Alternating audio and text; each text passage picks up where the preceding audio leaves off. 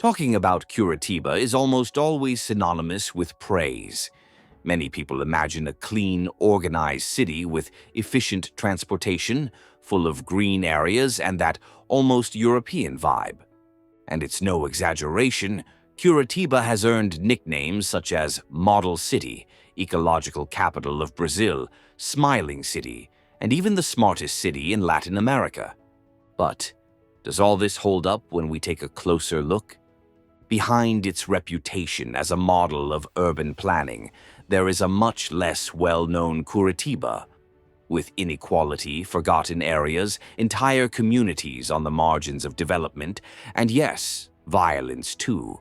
Today, Bello Mundo is going to take a tour of this other side, the dark side of Curitiba. A tour full of details that rarely make it into the official itineraries. Number 1. The Model City. Curitiba lives in the Brazilian imagination as an example of a city that got it right. And it's no accident. Since the 70s, the capital of Paraná has become a showcase for urban innovation. It was there that the bi-articulated bus system with exclusive lanes, the famous tube stations, the sidewalks of Rua 15 de Novembro, and dozens of parks and green areas scattered throughout the city were created. This combination of efficient transportation, sustainability, and beautiful public spaces has earned international awards and placed Curitiba on lists of the best cities to live in. Abroad, it has even become a reference for urban planning in manuals and documentaries. But let's face it, this label of model city has also become a shield. For a long time, the image sold to Brazil and to the world was that of a clean, safe, and civilized city, almost a tropical Switzerland where everything runs like clockwork. But those who live there, or visit with a more attentive eye, realize that there are many more layers to the story. Outside the central axis, the reality is quite different. Inequality exists, and it is widespread. Peripheral regions struggle with problems that do not appear on postcards: poor infrastructure, crowded transportation outside rush hour, and an invisible population that does not fit into this ideal of a perfect city. The truth is that Curitiba is indeed a city with good urban ideas, but it is also a city where social contrasts are stark, and we're going to show you why. Number 2. The story behind the fame. To understand how Curitiba became this symbol of a model city, we need to go back in time a little. Back in the 40s, the city was already showing signs of organization. It was one of the first capitals in the country to have a master plan, something that many people didn't even know existed at the time. But the big leap came in the 60s and 70s, when architect Jaime Lerner, who would later become mayor, began to implement a bunch of ideas that seemed like they were from another planet. Instead of opening more avenues for cars, he invested in fast, exclusive bus lanes, the famous BRT, which today can be found in several cities around the world. He created pedestrian malls in the city center, built parks in flood-prone areas to prevent illegal occupation, and integrated transportation with urban planning in a way that no one else in Brazil had done before. It worked. Curitiba became the darling of urban planners and environmentalists around the world. It won a UN award, was featured in The Guardian, and received technical visits from foreign mayors. It was called a laboratory city, and with good reason. At that time, it was far ahead of the rest of the country. The city also invested heavily in environmental education, selective waste collection, bike lanes, and tree planting. It began to market itself as Brazil's ecological capital, and the people of Curitiba bought into the idea. They embraced recycling, got used to clean streets and discipline in transportation. But then came the part that few people talk about. Success attracted people from all over the country in search of a better quality of life, and the city began to swell. Suddenly, the system that had worked so well became overburdened. Curitiba grew too fast, and not everyone grew with it. Today, the city that was once a benchmark for buses has more cars per capita than any other Brazilian capital, and inequality, which had been hidden for a while, began to appear on the outskirts of the city. In other words, the model worked, but not for everyone. And this is where the story stops being a showcase and starts to show cracks. Number 3. Growth and social contrasts. All of Curitiba's urban planning did indeed create a functional city, but only for part of the population. Over time, as the city became famous for its quality of life, thousands of people began to migrate there in search of opportunities. However, not everyone fit into this idealized model. While the central and middle-class neighborhoods enjoyed efficient buses, parks, and clean streets, many people were pushed to the margins, both on the map and in society. The cost of living rose, the supply of affordable housing did not keep pace with demand, and those who came from outside the city with fewer resources ended up occupying remote areas, often without any infrastructure. In theory, Curitiba always ranks high in quality of life rankings, but in practice the numbers don't tell the whole story. Behind the image of a European city, pockets of poverty have emerged, neighborhoods and communities that are completely out of step with the first world standard that the city usually sells. For a long time, these contrasts were somewhat hidden. You know that logic of, if it's not in my way, it doesn't exist. Well, that's right. Many middle-class people didn't even know that slums existed there, or preferred to pretend they didn't. After all, they were far from the center, behind expressways, or hidden by high walls and collective silence. But denial didn't make the problems go away. It just pushed them under the rug. Today, there is indeed a parallel Curitiba, one of precarious housing, unpaved streets, families living without basic sanitation, far from the postcard images. And it is this part of the city that we are going to get to know now. The favelas of Curitiba, which many people don't even imagine exist in such large numbers. Number 4. The explosion of the favelas. Did you know that Curitiba has more than 300 favelas? Many people are surprised when they hear this. After all, it's not exactly the image that the city usually sells. But it's true. According to recent data from Cohapar, Curitiba is now home to 322 slums scattered throughout the city. That's right, more than 300 communities where thousands of families live without basic sanitation or infrastructure, often invisible in official advertisements. To get an idea of the jump, in 2014 the number of registered slums was around 209. 10 years later, that number has skyrocketed. There are more than 40,000 families living in irregular areas, representing between 170 and 180,000 people living in this Curitiba that does not appear in the tourist brochure. How did this happen in the model city? There are several reasons. One is the lack of consistent housing policies. We'll talk more about that later. Another is Curitiba's old habit of pretending the problem doesn't exist. For a long time, data on slums or housing shortages simply disappeared. It wasn't something the city wanted to show. It was only in 2024, after a lot of pressure, that this updated number came to light, also revealing a queue of almost 60,000 families waiting for affordable housing. In other words, the problem was there all along. But while the city won awards for urban planning, thousands of people were getting by as best they could, building shacks wherever they could, forming makeshift communities on the edges of highways, behind upscale neighborhoods, in valley bottoms, under bridges, and alongside rivers.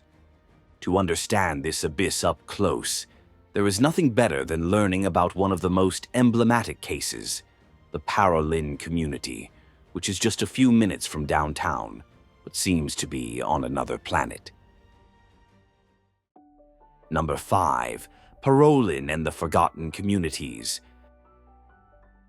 Imagine walking down narrow, potholed streets lined with patched-up lampposts and makeshift shacks, and then suddenly looking to the side and seeing a modern commercial building or a luxury clinic. This is Parolin, one of the best-known and most stigmatized communities in Curitiba. Parolin is less than 20 minutes from City Hall, in a desirable area of the city. Even so, it is considered one of the poorest neighborhoods in the capital. It is the kind of place that starkly reveals the contrast. On one side, humble wooden houses, open sewers, and constant fear. On the other, upper middle-class buildings, structured commerce, and paved streets. It is the model city sharing the sidewalk with the forgotten city. In recent years, Parolin has been in the news for all the wrong reasons. A dispute between criminal factions linked to drug trafficking has turned the community into a territory of fear. On Christmas Eve 2023, for example, an execution further intensified the conflicts there. Shootings, threats, empty streets at nightfall, all this happens in the heart of the city. And Parolin is no exception.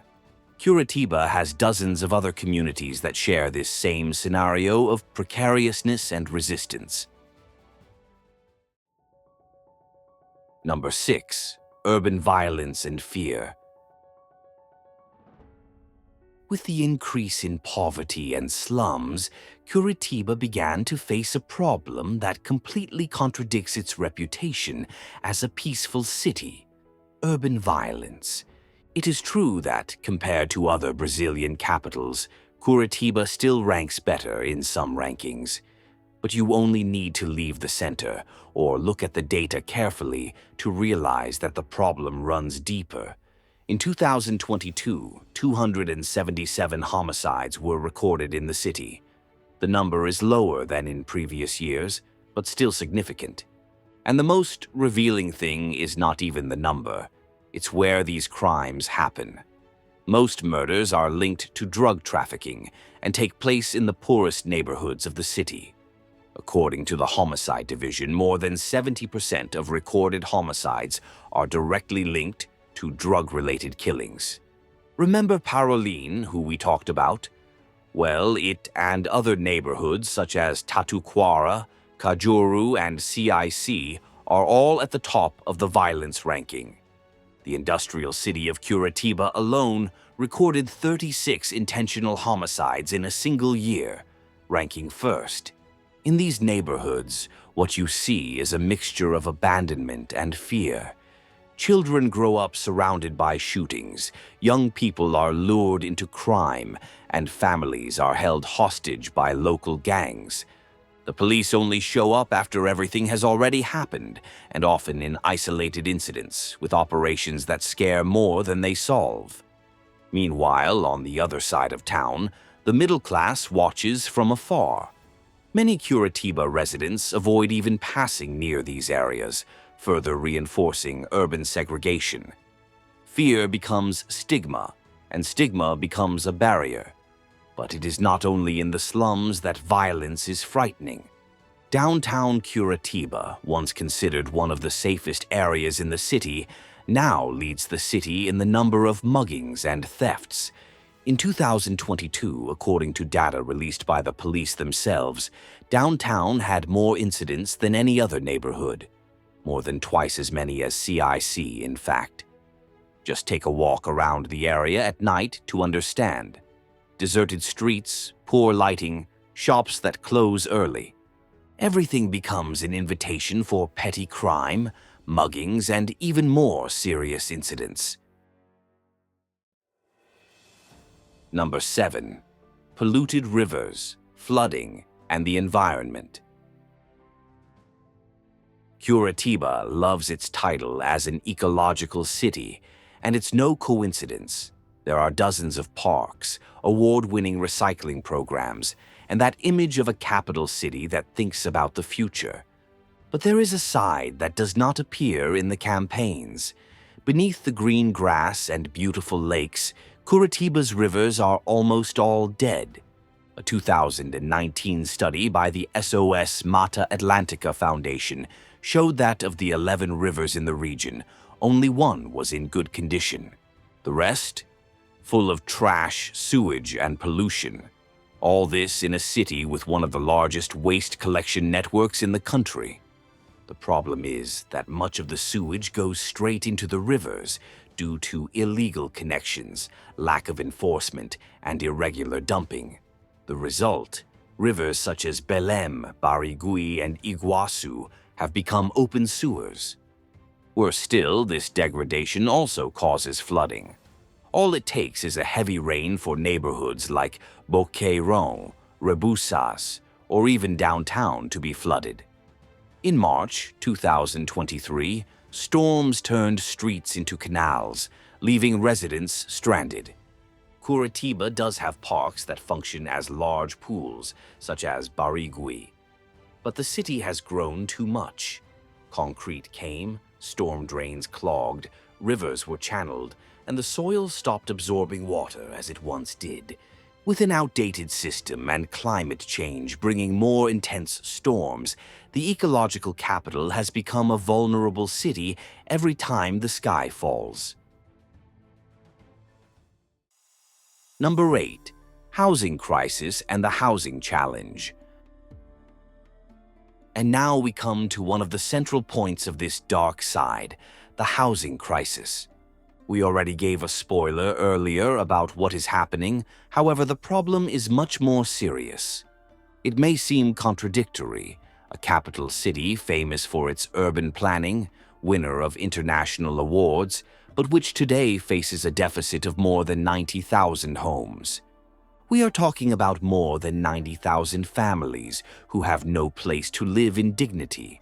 People are living with relatives, paying rent that barely fits their budget, or simply occupying irregular areas for lack of options. And the number of families waiting for public housing is frightening. Almost 59,000 are in line for a home. Doing the math, that's close to 200,000 people, practically 1 in 6 Curitiba residents. How did a city renowned for its urban planning reach this point? The truth is that Curitiba grew faster than its capacity to build affordable housing. The housing projects that did exist were important, but they were far from solving the problem.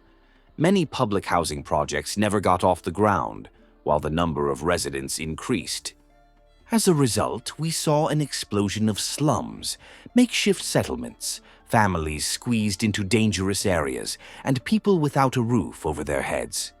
The cycle of poverty repeats itself, and if we are honest, we all know that the problem has not been ignored. It's just that the solutions have always been partial.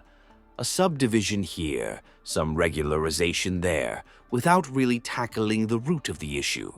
In recent years, new attempts at housing programs and proposals for slum urbanization, inspired by more humane models of inclusion, have emerged. These are important initiatives, but they will take time to show results. Meanwhile, real estate prices have risen, incomes have stagnated, and more people cannot even afford to pay rent. When this happens, the solution for many is to move to the slums or the streets. Number 9. The number of homeless people is increasing.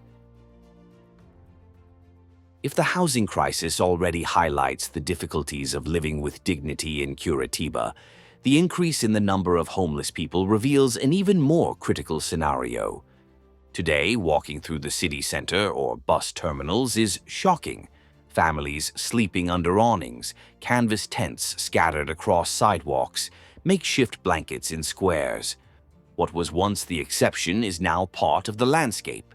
Curitiba has surpassed the mark of 5,000 people living on the streets, an increase of more than 70% since 2019, and this number may be even higher as many people are not officially registered. The causes are many and already known: unemployment, unaffordable housing, chemical dependency, and neglected mental health. Many of these people once had homes, jobs, families, until a crisis turned their lives upside down. Today, Women, the elderly, and even children are on the sidewalks of this model city. Without access to bathing facilities, regular meals, or documents, they are trapped in a difficult cycle. Without a fixed address, they cannot find work. Without work, they cannot leave the streets. Meanwhile, shelters are overcrowded, and many prefer to sleep on the streets rather than face places with no structure, privacy, or prospect of change. In the cold of Curitiba, the situation becomes one of survival. The response of the public authorities in most cases has been to push the problem away. Social cleansing disguised as urban order. But there's no point in hiding it. The problem is everywhere. From Rebusas to Batel, visible even in the most affluent areas. What do you think about all this? Will Curitiba be able to overcome these challenges and live up to its reputation as a model city? Or is its fame no longer in line with reality? Tell us in the comments. That was today's Bello Mundo, exploring the dark side of yet another city. If you learned something new today, leave a like and see you next time, because behind every famous city there is always much more to discover.